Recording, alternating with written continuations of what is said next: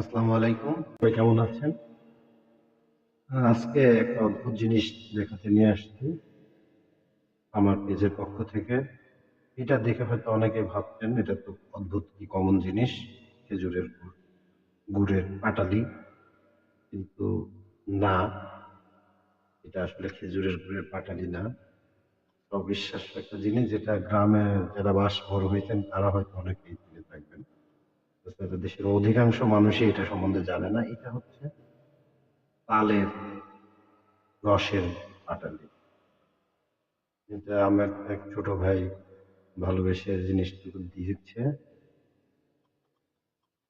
তো ভাবলাম আপনাদের সাথে শেয়ার করি। এর আগে আমি একদিন নিয়ে খেয়েছি।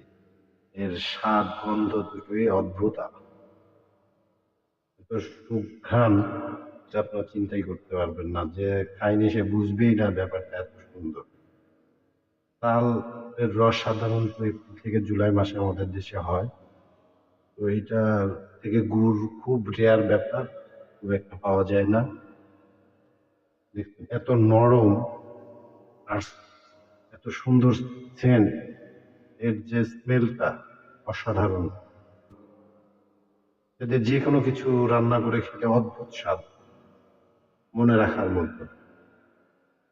তালের গুড়ে কিন্তু বেশ কিছু উপকারিতাও আছে, খেজুরের গুড়ের পাটালির মতোই প্রায়। কিন্তু এর মধ্যে একটু ঘুমের ভালো ঘুম হয়।